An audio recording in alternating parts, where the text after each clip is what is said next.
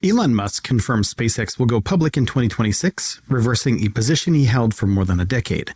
The IPO could raise $30 billion in value of the company and $1.5 trillion, making it the largest public offering in history, surpassing Saudi Aramco's $29 billion listing in 2019. Musk had long insisted SpaceX would remain private until rockets were flying regularly to Mars, arguing that public shareholders would prioritize profits over his colonization dreams. So why did he change his mind? The answer involves data centers in space.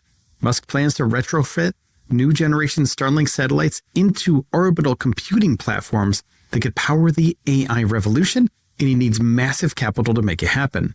Today, we're going to cover the technical specs of these space data centers, the competitive race with Jeff Bezos and Google, and what this means for Musk's Mars timeline. Now, SpaceX confirmed the 2026 IPO after Ars Technica reporter Eric Berger published an analysis of why the company would finally go public. Musk responded on X with 4 words. As usual, Eric is accurate. The company is currently conducting an insider share sale at an $800 billion valuation, exactly double what SpaceX commanded at its last capital raise in 2025.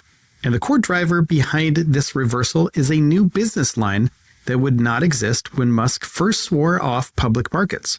SpaceX wants to build orbital data centers using its Starlink V3 satellites, which feature high-speed laser links capable of 1 terabit per second throughput. That number is 10 times the capacity of current Starlink V2 satellites. The V3 satellites require Starship to launch because they are significantly larger, and SpaceX plans to deploy 60 of them per flight starting in 2026. Unlike previous Starlink generations, optimized purely for communications, the V3 units are being engineered as compute-capable infrastructure with larger solar arrays, machine learning accelerators, and radiation shielding designed to extend operational life in the harsh space environment. Each satellite will process data before transmitting it to Earth, reducing bandwidth requirements and enabling real-time AI inference at latencies below 10 milliseconds. Now, space offers several advantages over terrestrial data centers that make this bet rational. Solar panels in orbit capture roughly 8 times more energy than ground installations because there is no atmosphere, no weather, and no nighttime on the sun-facing side. Cooling comes naturally through radiative heat dissipation into the vacuum of space, eliminating the massive water and electricity requirements that plague Earth-based facilities. And the International Energy Agency reports that data centers consumed about 415 terawatt hours of electricity globally in 2024, roughly 1.5% of total power consumption. That figure is climbing rapidly as AI training runs demand more computational resources. Now, Goldman Sachs forecasts that global power demand from data centers will increase 50% by 2027 and as much as 165% by the end of the decade. Orbital facilities avoid the land use conflicts and NIMBY opposition that have stalled terrestrial data center construction across the United States and Europe. Musk has described an even more aggressive long-term vision.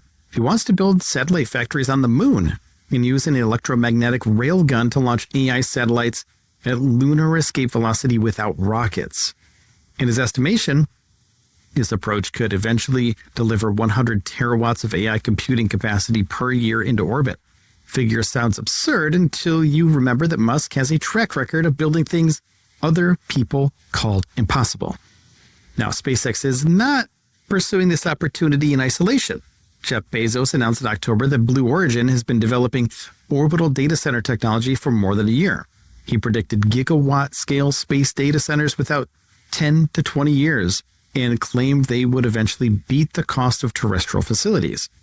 Google launched Project Suncatcher in November of 2025, partnering with Planet Labs to put TPU chips on satellites launching in early 2027. And Google's research paper envisions 81 satellite clusters arranged in a 1-kilometer radius formation, communicating through free space optical links to distribute AI workloads across the constellation. The NVIDIA-backed startup StarCloud already has a satellite in orbit running an H100 GPU, successfully training Google's Gemma A1 model in space.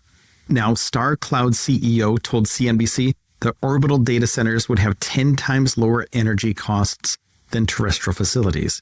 The company plans to build a 5-gigawatt orbital data center with solar and cooling panels measuring roughly 4 kilometers in both width and height.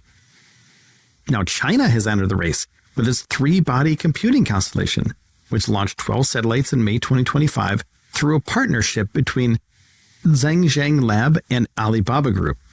The financial picture for SpaceX makes the IPO timing very logical right now.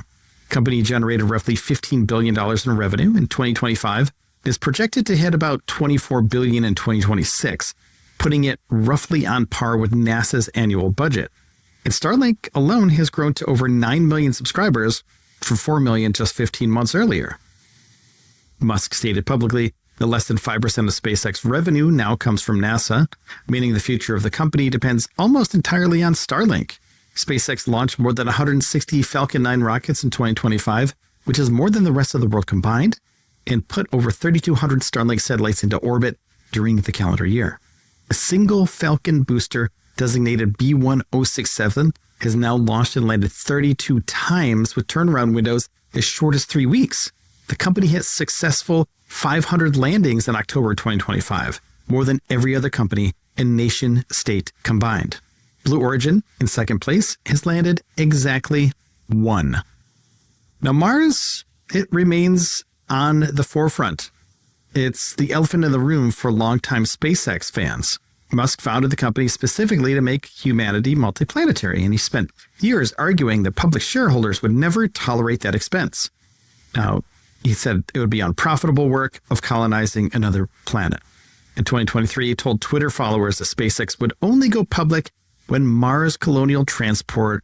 Now, SpaceX President Gwynne Shotwell reinforced this position in 2018, saying the company would remain private until rockets were flying regularly to the Red Planet. That's not happened yet. They haven't even gotten a Starship to orbit yet. There's no in-orbit refueling, and they haven't landed on another celestial body, let alone on Mars. Starship has not completed a successful orbital mission after several explosive tests, and uncrewed flights to Mars remain at least a year away by the most optimistic projections, but that's probably not going to happen as well. Elon has stated on the record that Mars is a distraction now. Justice Palmer, CEO of Fortuna Investments and venture capital firm invested in SpaceX, said he expected an IPO to happen after Starship reaches Mars because it would remove a massive risk factor. A failed Mars attempt as a private company causes no risk, no stock fluctuation, but the same failure as a public company could hammer the share price. Now, the technical challenges are substantial, but not insurmountable. Radiation in space can damage computer chips, causing bit flips and burnout that corrupt AI calculations. Space-rated processors currently lag 3 to 4 orders of magnitude behind commercial hardware and raw performance, but Google estimates that space-based AI computing will only become economically viable by 2035 if launch costs drop to $200 per kilogram from the current $1,400 to $2,900 range. Starship is the key to hitting that target, which puts SpaceX in a stronger position than any other competitor.